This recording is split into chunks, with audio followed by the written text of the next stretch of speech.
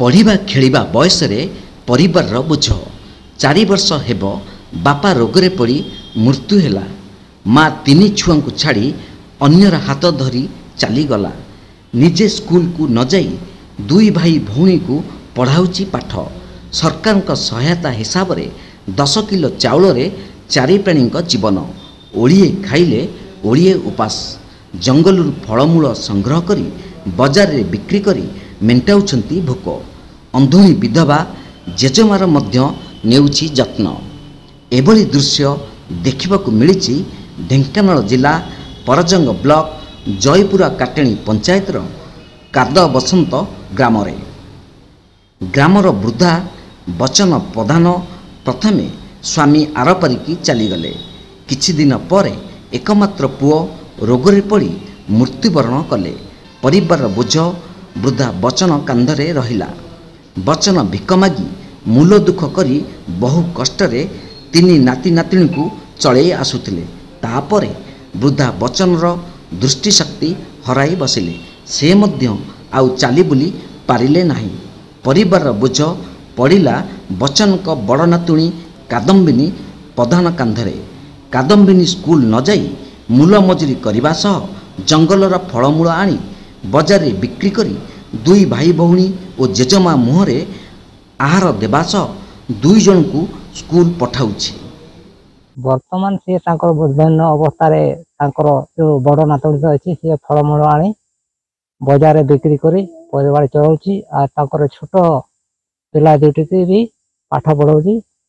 आमर साई बासिंदा लोक देखी मन भारी दुख होउछि जे से सरकार तरफ जो साहाय्य कौन सी मिल जाए ताले आमे खुशी रहिबो। भत्ता भी पाउना विधवा भत्ता नहीं कि कौन सी भत्ता नहीं कि चाउल 10 किलो मिलूसी। घर भंगा घर यदि सरकार तरफ ताको इंदिरा आवास यदि मिल जाए आम ग्रामवासी खुशी हो। कादम्बिनीर बयस मात्र 12 वर्ष हेब। एही कौन बयस रे हसी बुली खेली पाठ पढ़िबा कथा, किंतु विधिर विधान थिला किछि अलगा।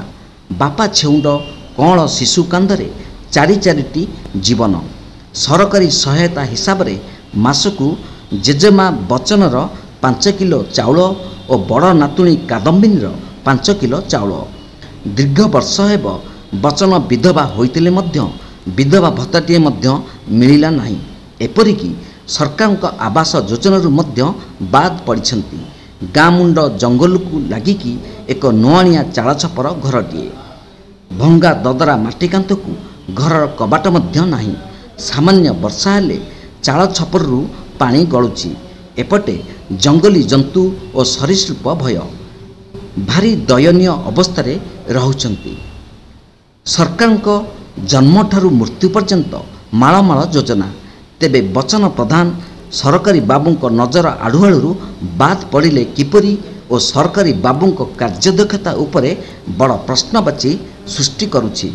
देखंतु सर तांकर चरणी बहुत कष्ट आमे भी देखुचु। देखिकी भी आउ कोन बा करि पारिबो। ए रिसेंटली 4-6 दिन तळे आसीथिली मो सपोक्ष जो मो सक्षम अनुसार मु किसी देइथिली भी आ तेणु करी तांकर ता आई को देखा जाउनी।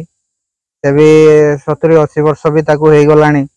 आ विधवा भत्ता भी एपर्यंत हे नहीं। से माने 4 जण फैमिली तांको सरकार तरफ जमा 10 किलो चाउल मिलुची। बर्तमान घर भी तांकर नाही। जो चाउल घर अछि सेतरे कबाट भी नाही। छोट छोट छुआ को नहीं जंगल रे से जो कष्ट रे रहउछंती। बर्तमान एठे पानी रो सुविधा भी नाही, तांकू लाइन रो सुविधा भी नाही। तेणु करी सरकार को मु अनुरोध करुछि जे यथाशीघ्र तांकू जदि किछि सरकार तरफ सहायता हे पारिबो तो आमे माने भी बहुत खुशी होबो। तेणु तुरंत परिवारटी को सरकारी सहायता जोगाई देबा पई ग्रामवासी दाबी करछंती। एनै आमे ढेंकानाल सांसद को दृष्टि आकर्षण करथिलु। से कहिसंती काद बसंत ग्राम को जिबे एवं परिवार को भेटी सरकारी योजना जोगई देबा सह मोर व्यक्तिगत सहायता जोगई देबा पई प्रतिश्रुति देइछंती।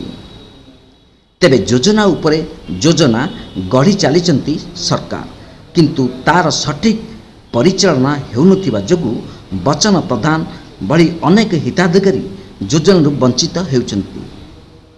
କେବେ ସରକାର ବାବୁଙ୍କ ନଜର ପଡ଼ୁଛି ବଚନଙ୍କ ପରିବାର ଉପରେ ଏବଂ କ'ଣ ସହାୟତା ଯୋଗାଇ ଦିଆଯାଉଛି ତାହା ଉପରେ ଏବେ ଗ୍ରାମବାସୀଙ୍କ ନଜର।